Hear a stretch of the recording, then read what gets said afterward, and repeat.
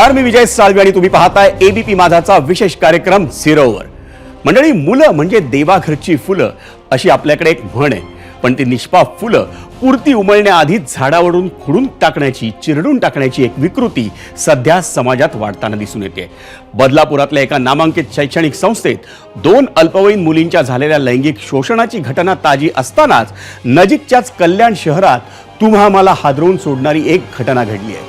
विशाल गवळी नावाच्या एका नराधमानं कल्याणमध्ये एका 13 वर्षांच्या मुलीवर लैंगिक अत्याचार करून तिची निर्घृण हत्या केली. आणि धक्कादायक बाब म्हणजे त्या मुलीच्या मृतदेहाची विल्हेवाट लावण्यासाठी विशालला त्याच्या पत्नीनंच मदत केल्याचा आरोप आहे. त्यामुळे पोलिसांनी विशालसह त्याच्या पत्नीलाही अटक केली आहे. त्या दोघांनाही 2 जानेवारीपर्यंत पोलीस कोठडी सुनावण्यात आली आहे. पुण्याजवळच्या राजगुरुनगरमध्ये शेजारी राहणाऱ्या एका आचार्यानं 2 चिमुकल्या मुलींची हत्या केली. त्या 2 मुलींना चॉकलेटचं आमिष दाखवून हा नराधम त्यांना आपल्या घरी घेऊन गेला. तो एका मुलीवर अत्याचार करताना तिनं प्रतिकार केला, ओरडायला सुरुवात केली. त्यामुळे तो नराधम आचारी घाबरला आणि त्यानं तिची हत्या केली. हा सारा प्रकार दुसऱ्या चिमुकलीनं पाहिला आणि ती तो सर्वांना सांगेल या भीतीनं त्यानं तिचाही जीव घेतला. मंडळी, काही महिन्यांपूर्वी बदलापूरच्या एका नामांकित शाळेत 2 अल्पवयीन मुलींवर अत्याचाराची घटना घडली होती. त्यामुळे संतप्त झालेल्या नागरिकांकडून बदलापूर रेल्वे स्थानकात 8 तास रेल रोको करण्यात आला होता.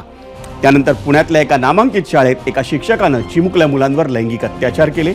या साऱ्या घटना मन सुन्न करून टाकत असतानाच थरकाप उडवणारी आणखी एक घटना पुण्यातल्या कोंढवा भागात घडली. 10 दिवसांपूर्वीच्या या घटनेत एका 9 वर्षांच्या मुलानं 3 वर्षांच्या मुलीवर लैंगिक अत्याचार केल्याचं उघडकीस आलं. या सगळ्या घटना ऐकल्या की तुमची आमची अवस्था काही सुचेनासं होणारी होते. एक माणूस म्हणून आपण कुठे चाललोय असा त्यामुळे प्रश्न पडतो. आज आपल्या अनेकांच्या घरात मुली आहेत. कुणाच्या मुली अगदी लहान आहेत, कुणाच्या मुली तारुण्याच्या उंबरठ्यावर आहेत, कुणाच्या मुली लग्न होऊन नुकत्याच आपल्या सासरी गेल्या आहेत. पण मुलगी चिमुरडी असो किंवा सज्ञान, ती कुठेही सुरक्षित नाही. असं का झालंय? घर, शाळा, college, office, train, taxi, footpath, hotel, cinema, कुठेही जा, मुलींसाठी जागा उरलेली नाही आहे जिथे त्या सुरक्षित आहेत, जिथं मुलींवर अत्याचार होत नाही आहेत. आणि गेल्या काही वर्षात तर मुलींवरच्या अत्याचारात घटनांमध्ये वाढ होताना दिसते. बेटी बचाव बेटी पढाव असं आपल्या केंद्र सरकारचं धोरण आहे. पण आता त्याच लेकींना समाजातल्या विकृत नजरांपासून वाचवण्याची वेळ आली आहे. असं का घडतंय? चिमुरड्या मुलींवर, महिलांवर अत्याचार करणारे विकृत पुरुष नेमका काय विचार डोक्यात ठेवून कुठे कुठे दबा धरून बसल्यात?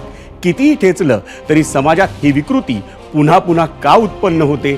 या विकृत पुरुषांच्या घरात किंवा त्यांच्या आयुष्यात आई, बहीण, पत्नी, वहिनी आणि स्वतःची मुलगी अशी नाती नाहीच आहेत का? आपल्या समाजात हा अधमपणा पुन्हा पुन्हा का घडतोय? हे थांबणार कधी आणि थांबवायचं कसं? केवळ पोलीस आणि न्यायालय यांच्यावरच हे प्रकार थांबवण्याची जबाबदारी टाकून ते होणार आहे का? आतापर्यंतचा इतिहास पाहिला तर या प्रश्नाचं उत्तर नाही असंच आहे. मग आता आपल्याला आणखी काय करायला हवं? आजच्या समाजातल्या या महत्त्वाच्या प्रश्नांवर आपण चर्चा करणार आहोत. आणि हो, या चर्चेसाठी आम्ही एकाही राजकारण्याला आमंत्रित केलेलं नाही, कारण इतक्या संवेदनशील आणि अतिमहत्त्वाच्या मुद्द्यावर राजकीय विधानांची खरं तर गरजच नाहीये. मंडळी, आजच्या या चर्चेकडे वळण्याआधी पाहूयात झिरो अवरमधला आपला आजचा महत्त्वाचा प्रश्न, आणि तो देखील याच विषयाशी निगडीत आहे. आपला आजचा प्रश्न: मुंबई आणि पुणे मुंबई सारख्या मोठ्या शहरांमध्ये लहान मुलींवर अत्याचाराच्या घटनांमध्ये वाढ. नराधमांना कोणती शिक्षा व्हावी? फाशी की आजन्म कारावास? असे 2 पर्याय आम्ही आपल्याला दिलेले होते. मंडळी, लहान मुली आणि महिलांवरच्या वाढत्या अत्याचारांविषयी चर्चा करण्यासाठी आज आपल्यासोबत 2 मान्यवर आहेत. आपण चर्चा करणार आहोत मीना नाईक यांच्याशी. गेली अनेक वर्ष त्या कळसूत्री बाहुल्यांच्या म्हणजे पपेट्रीच्या माध्यमातून महिला सुरक्षेबद्दल जनजागृती करतायत. सामाजिक विषयांवर त्यांनी अनेक लघुपट आणि ॲनिमेशन चित्रपटही बनवलेत. नाईक मॅडम यांच्यासोबतच आपल्यासोबत पुण्यातून आहेत मानसोपचार तज्ज्ञ डॉक्टर पूर्वा दीक्षित.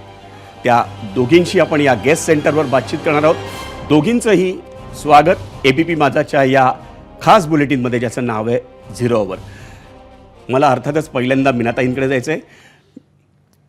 मीनाताई, सातत्यानं म्हणजे तुम्ही तर आमच्या आधीपासून या घटना बघतायत, पण कुठेही या घटना थांबायचं नाव घेत नाही. एक पत्रकार म्हणून माझे कोणी सहकारी असो किंवा मी असो, या घटना जेव्हा सांगायला किंवा वाचायला आम्हाला लागतात तेव्हा थरकाप उडतो. पण या घटना थांबत नाहीत. काय आहे या मागच्या विकृतीमागे? ही विकृती पुन्हा पुन्हा का निर्माण होते?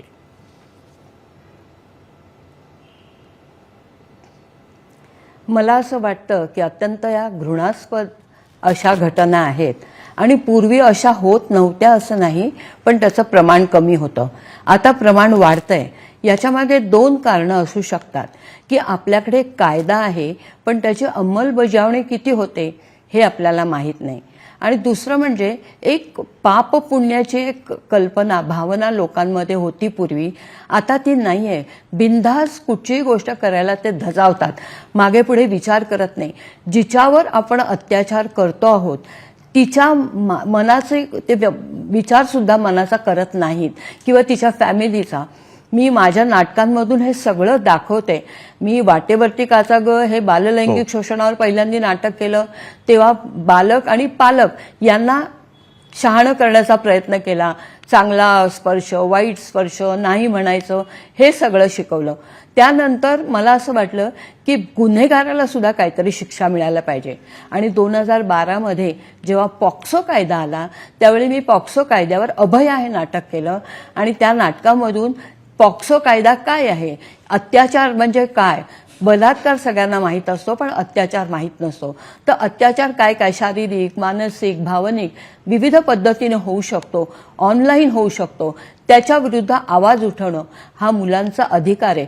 मुळात मुलं किंवा मुलगी ह्या 18 वर्षाच्या आतल्या व्यक्ती आहेत हे बऱ्याचशा लोकांना माहीत नसतं की मुलं म्हणजे काय 10-12 वर्षाची मुलं, तर तसं नाही आहे. तर त्याच्यामुळे हे सांगावं लागतं. हे शहाणं करत असताना आता मला असं वाटतं की जो ऑफेंडर आहे, जो हे करतो त्याची मानसिकता बदलायला पाहिजे. आणि मी ही जी नाटकं करत आली तर आता मला असं वाटतं माझ्या डोळ्यासमोर हे एक आव्हान आहे की या लोकांना कसं शहाणं करायचं. मुलांना शहाणं करून झालं, पालकांना शहाणं करून झालं, आता हे गुन्हेगार जे आहेत त्यांना कसं शहाणं करू. मला एक गोष्ट आठवते ती अशी की पुण्याच्या KEM हॉस्पिटलचं रिसर्च सेंटर आहे, त्यांनी हा एक प्रोजेक्ट राबवलेला आहे की अवेअरनेस क्रिएट करायचा. कुणाचा, तर नॉन ऑफेंडर्सचा. ऑफेंडर्स आहेत ज्यांच्यावर पॉक्सो कायदा ऑलरेडी लागू आहे त्यांचा नाही, पण नॉन ऑफेंडर्स आहेत त्यांना शहाणं करायचं, त्यांचं काउन्सिलिंग करायचं. आता हे नॉन ऑफेंडर्स कसे ओळखायचे, तर त्यांनी अनेक ठिकाणी टेलिव्हिजनवर, पेपरमध्ये अनेक ठिकाणी त्यांच्या जाहिरात येतात. जाहिरात म्हणजे माहिती येते की तुम्ही आम्हाला कॉन्टॅक्ट करा म्हणून. तर 2015 पासून हे सुरू केलंय त्यांनी. 2017मध्ये मी माझी वाटेवरती काचागची CD सगळ्यांना दाखवली. त्यातून त्यांना सांगितलं की बघा एखादी फॅमिली, एखादी मुलगी किती सफर होते, काय मानसिक परिणाम होतो त्यांच्यावर. तर हे लक्षात घेऊन तुम्ही अशा प्रकारची कुठची वागणूक करू नका. त्यानंतर आत्तापर्यंत हे जे प्रोजेक्ट चाललंय त्याच्यामध्ये जवळजवळ 650 टेलिफोन्स आले त्यांना मोबाईल विचारणा करण्यासाठी की काय आहे, कशासाठी, कुठे येऊ शकतो आम्ही वगैरे. ॲक्च्युली 18 लोक फक्त आले आणि त्यांनी कबूल केलं की मुलांना बघितल्यावर आमच्या मनामध्ये असे विचार येतात तर आम्ही काय करू. त्यावेळेस त्यांचं काउन्सिलिंग केलं जातं, त्यांना काही औषधं दिली जातात आणि ह्याच्यापासून परावृत्त करतात. तर हे एक प्रोजेक्ट एका बाजूने चालूच आहे. एका महत्त्वाच्या प्रोजेक्टचा तुम्ही उल्लेख केलाय, मोठ्या प्रमाणात व्हायला पाहिजे. आपण या गोष्टी आणखी तुमच्याकडनं जाणून घेऊया. मला आता पूर्वाताईंकडे जायचंय. पूर्वाताई, मानसोपचार तज्ज्ञ म्हणून तुम्ही काम करताय. हे सामाजिक अधपतन आहे, खऱ्या अर्थानं आपल्यातलीच माणसं आहेत ही जी ही कृत्य करतायत. हे का होताना दिसतंय तुमच्याकडे, तुम्हाला जाणवताना?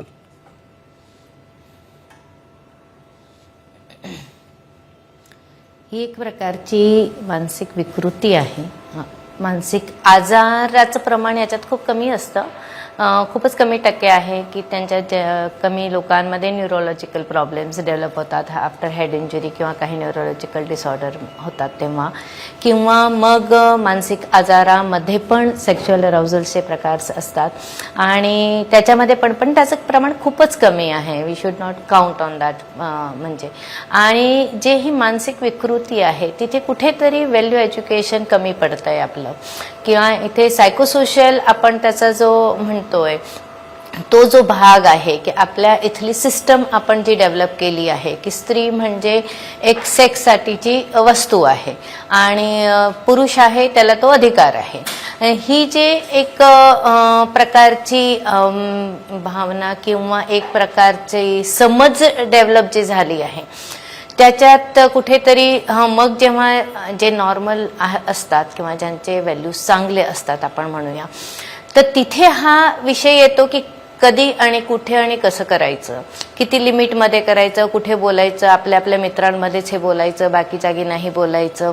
पण बाकी जे जास्त ज्यांच्यामध्ये ही विकृती असते, विकृतीचं स्वरूप ज्यांनी घेतलेलं असतं, तिथे त्यांना त्यांच्या भावनांचा संतोष मिळवण्यासाठी त्यांना हे खूप सहज वाटतं.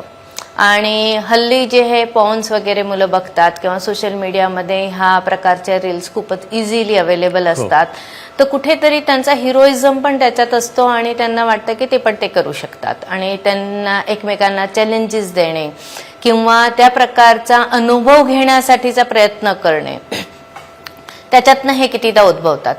कितीदा आहे की हे त्यांच्या ॲग्रेशनमधनं, म्हणजे की काही कारणासर जर कुठल्याही मुलींनी त्यांना नाही म्हटलं तर त्यांना त्याचा खूपच जास्त त्रास होतो. जसं की आपल्या इथे ॲसिड अटॅक्स आता तर कमी झाले आहेत, पण ॲसिड अटॅक्स खूपच व्हायचे की तू माझी नाही तर कुणाची नाही, किंवा तू नाही कसं म्हणू शकता, आता मी तुला तुझ्याबरोबर शारीरिक संबंध एकदा केले, तुझ्यावर रेप केला तर तू कुठलीच नाही राहणार आणि you have to say yes.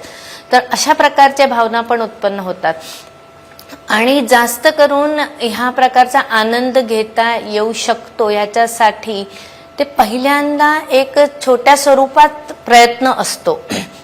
जेव्हा हे जवळचे लोक करतात, घरातली लोक करतात, ओळखीच्या लोकांमधनं होतो, जसे की शिक्षक आहेत, शाळेचे कर्मचारी आहेत, किंवा मग घरात येणारे बाबांचे मित्र आहेत की फॅमिली मेंबर्स आहेत, किंवा आजोबा बाबा ह्यांचं पण प्रमाण आहे. सो अशा प्रकारे जेव्हा या भावना त्यांना येतात आणि ते ट्राय करतात आणि जर कुठेतरी मुलगी किंवा मुलगा कमकुवत वाटतो आणि तो त्याचा व्हॉइस रेज नाही करू शकत आहे किंवा काही बोलू नाही शकत आहे, तर मग दुसऱ्यांदा तिसऱ्यांदा हा अटेम्प्ट जास्त वाढत जातो आणि मग हे कृत्य घडत असतं. तर तिथे सर्वात मोठं काम जर आपल्याला ऑफेंडर साईडने व्हायला पाहिजे तो आहे व्हॅल्यू एज्युकेशन. आणि दुसरं आहे की जेव्हा आपल्याला डिफेन्स म्हणून काम करायचं आहे, तर जसं आपण वर्क करतोय गुड टच बॅड टचवर किंवा मग त्यांच्या सक्षमीकरणवर, की ते कसा त्याचा छान डिफेन्स करू शकतील, रिपोर्ट करू शकतील आणि त्या नोला अर्थ येईल. कारण की नो याला अर्थ कितीदा हे जे रेपिस्ट असतात त्यांच्यामध्ये की नाही ते नो म्हणतात पण त्याचा अर्थ नो नसतो, पण वी कॅन गो फॉरवर्ड, म्हणजे की आपण करू शकतो, अशा प्रकारे तो घेतला जातो. तर ह्या ज्या गोष्टी आहेत याच्यावर खरंच म्हणजे कोणी एक जण वर्क नाही करू शकत. कायदा आपलं काम करतात, ते बऱ्याच पॉक्सोमध्ये ह्याच्या सगळ्या नोंद आहेत आणि त्याच्या प्रोसिजर पण आहे. पूर्वताई मी येतो या मुद्द्यावर, पॉक्सोच्या मुद्द्यावर मी येतो तुमच्याकडे. मीनाताईंना मला याच विषयावर बोलतं करायचंय. मीनाताई, पॉक्सोचा विषय तुम्हीही काढलात, आता पूर्वताईंनी काढलाय तो विषय. हा पॉक्सोचा जो विषय आहे, हे लहान मुलींवर जे अत्याचार होत आहेत त्याच्यावरती ही शिक्षा, कठोर शिक्षा देण्यात आली आहेत, पण त्यातल्या तरतुदी थोड्या कमी पडताना दिसत आहेत का तिथवर पोहोचण्यासाठी आपल्याला जास्ती कालावधी लागतोय त्या गुन्हेगाराला शिक्षा करण्यासाठी? हो ना, ते तर आहेच. आपल्याकडे ज्या 3 सिस्टीम्स आहेत ज्याला पीडित व्यक्तीला तोंड द्यावं लागतं, पहिली म्हणजे पोलीस व्यवस्था, दुसरी आहे वैद्यकीय व्यवस्था आणि तिसरी आहे न्याय व्यवस्था. या तिन्ही व्यवस्थांमधून पीडित व्यक्तीला कशा प्रकारची वागणूक मिळते, कशा प्रकारचा प्रतिसाद मिळतो, हाही विचार करण्यासारखा मुद्दा आहे. आता बऱ्याच प्रमाणात सगळ्यांचं ओरिएंटेशन केलं जातंय, प्रशिक्षण त्यांना दिलं जातंय. न्यायव्यवस्था तर अत्यंत बदललेली आहे, म्हणजे बालस्नेही न्यायव्यवस्था आहे, जिथे अत्यंत म्हणजे कोर्टासारखं काहीच नसतं.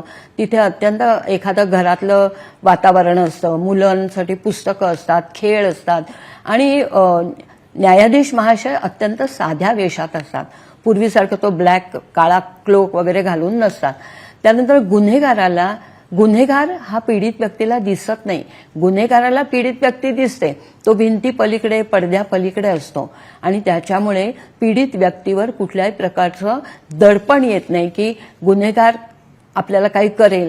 पूर्वी असं होत होतं की एकाच लाईनीत सगळे बसायचे, गुन्हेगार पण पीडित व्यक्ती पण त्याचे काही त्याच्याबरोबरची माणसं पण, ती धमकावायची मुलांना आणि माझं नाव सांगितलं, माझ्याबद्दल काही सांगितलं तर बघ तुला असं करेन, तुझ्या बहिणीला मारून टाकेन, असं काही बोलायचं.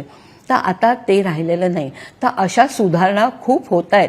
पॉक्सो कायदा ज्यावेळी 2012 मध्ये अस्तित्वात आला त्यावेळी तो अत्यंत बोजड स्वरूपात होता असं म्हणायला हरकत नाही, पण हळूहळू त्याच्यामध्ये ह्या सुधारणा होत गेल्यात आणि आता त्यामुळे बऱ्याच प्रमाणात मुलांच्या दृष्टीने, मुलांसाठी, पीडित व्यक्तीसाठी कसं तुम्ही संवेदनशील असलं पाहिजे, सहानुभूतीने कसं त्यांच्याकडे पाहिलं पाहिजे, हे सगळं आता शिकवलं जातंय आणि त्याच्यामुळे या सगळ्या व्यवस्थांमध्ये बदल होत आहेत. पण पुन्हा असंच आहे ना की मगाशी या पूर्वाताई म्हणाल्या त्याप्रमाणे ही प्रवृत्ती आहे, ही एक काय म्हणायचं त्याला, विकृती आहे. पण मी विकृती म्हणण्यापेक्षा त्याला प्रवृत्ती म्हणेन. हा गुन्हा आहे, त्यांना समजलंच पाहिजे. आणि एवढं तुम्ही तुमच्या भावनांवर संयम ठेवू शकत नाही, तुम्ही संयम ठेवायला शिकलं पाहिजे. म्हणून तर आम्ही मुलांना तर शिकवतो की तुम्ही तुमचा वेळ, तुम्ही तुमची एनर्जी चॅनलाइज करा, तुम्ही मैदानी खेळ खेळा, तुमच्या मनामध्ये असेल तर तुम्ही त्या दूर करण्याचा प्रयत्न करा. मीनाताई, या मुद्द्यावर आपण येऊया. मला पुन्हा पूर्वाताईंकडे जायचंय. पूर्वाताई, अनेकदा जेव्हा अशा घटना घडतात आणि खास करून लहान मुलींच्या बाबतीत घडतात, तरुणींच्या बाबतीत घडतात आणि दिवसाढवळ्या किंवा काळोख्या रात्री जरी घडतात, पण त्यावेळी लोकांचा जेव्हा रोष उत्पन्न होतो, लोक रस्त्यावर उतरतात, तेव्हा वेगवेगळी आश्वासनं दिली जातात. फास्ट ट्रॅकमध्ये हा खटला चालवू, तर गुन्हेगाराला फाशी कशी होईल हे बघू आम्ही, अशी आश्वासनं दिली जातात. पण प्रत्यक्षात ते खटले वर्षानुवर्ष चालत राहतात. त्यामुळे गुन्हेगारांची मानसिकता ही आपण हे करत राहू अशा पद्धतीचीच आहे, कारण हे प्रकरण कुठे थांबतच नाही आहेत.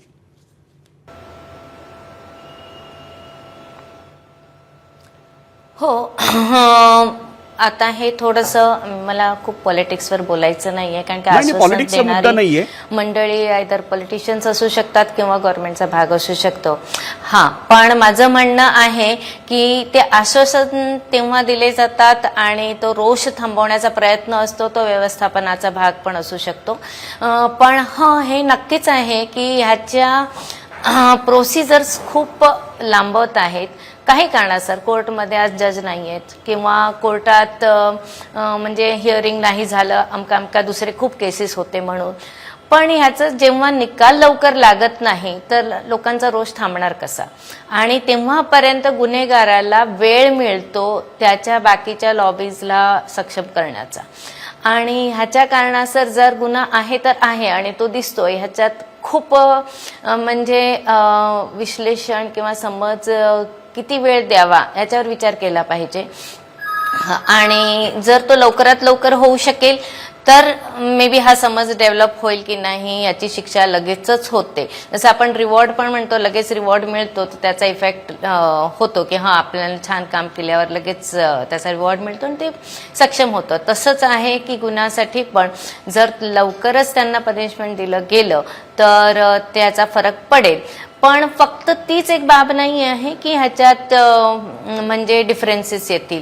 रादर माझं म्हणणं हेच आहे की फॅमिलीपासून सुरू झालं पाहिजे की आपल्या घरात कोणी काका, कोणी भाऊ, कोणाचा मित्र आला आणि अशा विषयावर ते जर बोलतात ते आणि अशा प्रकारचं हसतात ते किंवा असे जोक्स करतात ते, ते तिथेच थांबवले पाहिजे आणि ते व्हॅल्यू एज्युकेशनचा भाग असला पाहिजे.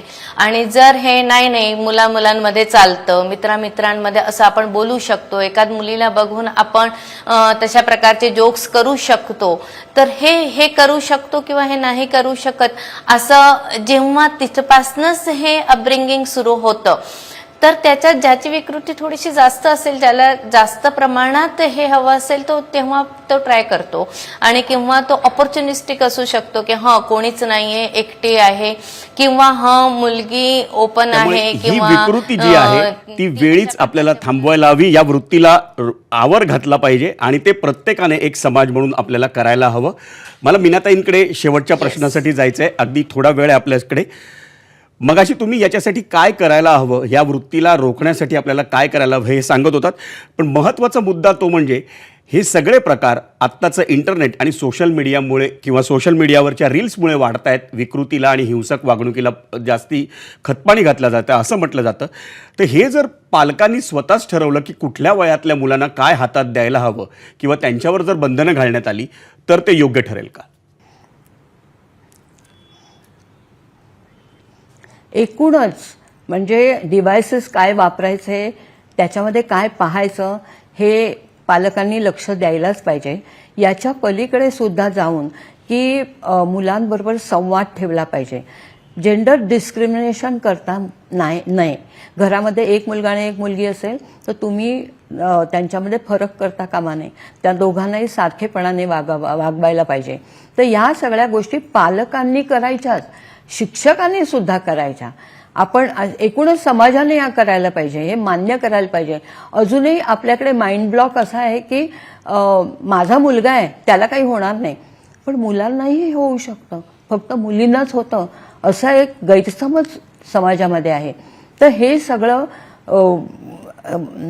नीट होण्यासाठी, सरळ होण्यासाठी पालकांनी सुद्धा जबाबदारीने वागायला आणि मला असं वाटतं वेळ कमी असल्यामुळे त्या मुलाला एक चांगला आदर्श पुरुष बनण्याच्या दृष्टीने देखील पालकांनी शिकवण्याची गरज आहे. आणि ते जर झालं तर मला वाटतं भविष्य तरी उज्ज्वल असू शकतं मुलींच्या बाबतीत या राज्यात, या देशात.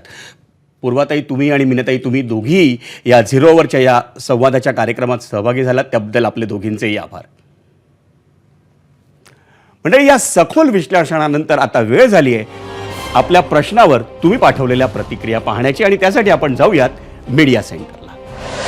आधी पाहूयात आपला आजचा प्रश्न काय होता. आजचा प्रश्न होता, पुणे मुंबईसारख्या मोठ्या शहरांमध्ये लहान मुलींवर अत्याचाराच्या घटनांमध्ये वाढ, नराधमांना कोणती शिक्षा व्हावी, फाशी आणि आजन्म कारावास, असे 2 पर्याय आम्ही दिलेले होते. आणि त्यावर आलेल्या प्रतिक्रियात एक्सवर शेख जब्बार म्हणतात, अशा नराधमांना फाशी किंवा आजन्म कारावासाची शिक्षा देण्यापेक्षा भर चौकात त्यांचे हातपाय छाटले पाहिजेत.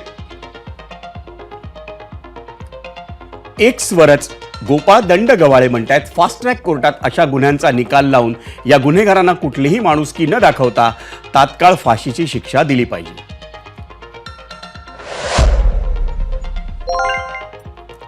एक्सवरच परब म्हणतायत, शालेय शिक्षणात लैंगिक शिक्षण देणं ही काळाची गरज आहे.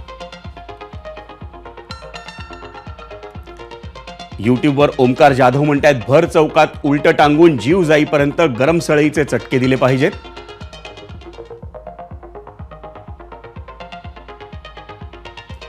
यूट्यूबवर सुभाष माने म्हणतायत, जोपर्यंत ताबडतोब शिक्षा होत नाही तोपर्यंत असेच अत्याचार चालू राहणार.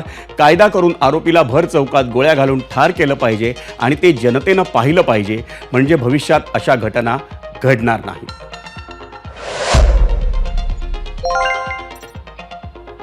गजानन सावळे यूट्यूबवर म्हणतात, सश्रम कारावास, दररोज आहाराच्या अर्धच जेवण द्यावं आणि या दोषींना मानवाधिकार लागू नसावेत. फेसबुकवर सचिन कानोजा म्हणतात, समाजामध्ये कायद्याचा धाक नाही म्हणून कुठलीही व्यक्ती सहज गुन्हा करू शकते.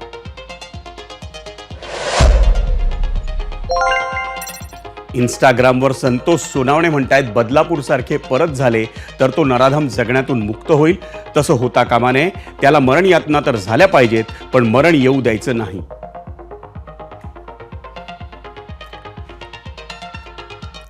आणि मंडळी, झिरोवर मध्ये आता वेळ झाली आहे आमच्या प्रश्नावर एबीपी माझाच्या प्रेक्षकांनी दिलेला कौल पाहण्याची, आणि त्यासाठी जाऊयात पोल सेंटरला. आजचा प्रश्न, पुणे मुंबईसारख्या मोठ्या शहरांमध्ये लहान मुलींवर अत्याचाराच्या घटनांमध्ये वाढ, नराधमांना कोणती शिक्षा व्हावी? यूट्यूबवर एकूण मतं आली आहेत 60,000 आणि फाशी असं म्हणतायत 96% प्रेक्षक, तर 4% प्रेक्षक म्हणतायत आजन्म कारावास. एक्सवरचा कौल आपण पाहतोय. एक्सवर 93% प्रेक्षक म्हणतायत फाशी व्हावी आणि 7% प्रेक्षक म्हणतायत आजन्म कारावास. इंस्टाग्रामवरचा कौल आपण पाहतोय. इंस्टाग्रामवर 93% प्रेक्षक म्हणतायत फाशी आणि 7% प्रेक्षक म्हणतायत आजन्म कारावास. फेसबुकवरचा कौल आपण पाहतोय. 82% प्रेक्षक म्हणतायत फाशी आणि 18% प्रेक्षक म्हणतायत आजन्म कारावास.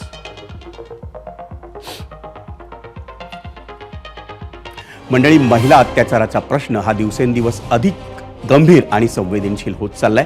महिलांविरोधात वाढलेले गुन्हे हे केवळ कमी होणं गरजेचं नसून तर ते शून्यावर आणणं गरजेचं आहे. यावर कुणाचंही दुमत होणार नाही. पण त्या दृष्टीनं सरकार, न्यायव्यवस्था आणि समाज म्हणून आपल्याकडूनही पुरेसे प्रयत्न होत आहेत का, हा प्रश्न आहे. समाजात आज पोलिसांची भीती उरलेली नाही, त्यामुळे इतरही गंभीर गुन्ह्यांची संख्या वाढताना दिसते. नियम पाळण्याबाबतची अनास्था, एकूणच वाढत चाललेली मनमानी वृत्ती, अपुरं मनुष्यबळ असलेलं पोलीस खातं, 5 कोटी खटले, प्रलंबित असलेली न्यायव्यवस्था, या परिस्थितीत महिलांवरील अत्याचार कमी करणं शक्य वाटतंय का? ज्या देशात दिल्लीतल्या निर्भयावर अत्याचार करणाऱ्यांना फाशी देण्यासाठी व्यवस्थेला तब्बल 7 वर्ष लागतात ना, त्या देशात स्त्रियांची छेडछाड आणि विनयभंगाच्या प्रकरणांकडे गांभीर्यानं पाहिलं तरी जातं का, याबद्दलही शंका आहे. भारतात वर्षाला लाखो पुरुष वयात येतात, सज्ञान होतात, पण त्यापैकी सर्वच्या सर्व हे आदर्श नागरिक बनावेत यासाठी आपल्यापैकी किती आई वडील प्रयत्न करतात, हाही प्रश्न आहे. शिक्षण व्यवस्थेचा विचार केला तर तिथंही सगळे प्रयत्न हे मार्कांसाठी, मेरिटमध्ये येण्यासाठी सुरू आहेत. जपानप्रमाणे आपली शिक्षण यंत्रणा ही उत्कृष्ट नागरिक घडवण्यासाठी बांधील नाही आहे. त्या दृष्टीनेही आपल्याला बरंच काम करावं लागणार आहे. शेवटी कसं आहे ना मंडळी, आपण देशाला भारतमाता म्हणतो, गाईला गोमाता म्हणतो, आपल्या मातृभाषेला माय मराठी म्हणून सन्मानित करतो, पण एका स्त्रीमध्ये काही विकृतांना आई किंवा बहीण कधीच दिसत नाही. त्यांना दिसते ती केवळ उपभोगाची वस्तू आणि अत्याचार करण्यासाठीचं एक शरीर. या नराधमांचा, त्यांच्यातल्या विकृतीचा आपण जोवर संपूर्ण नायनाट करत नाही ना, तोवर तुमच्या आणि आमच्या घरातल्या मुली आणि स्त्रियाही खऱ्या अर्थानं सुरक्षित आयुष्य जगू शकणार नाही. मंडळी, याच मुद्द्यावर आजच्या झिरोवरमध्ये वेळ झाली एका ब्रेकची. ब्रेकनंतर आपण आज दिवसभरातल्या राजकीय घडामोडी पाहणार आहोत, त्यामुळे कुठेही जाऊ नका, पाहत राहा एबीपी माझा.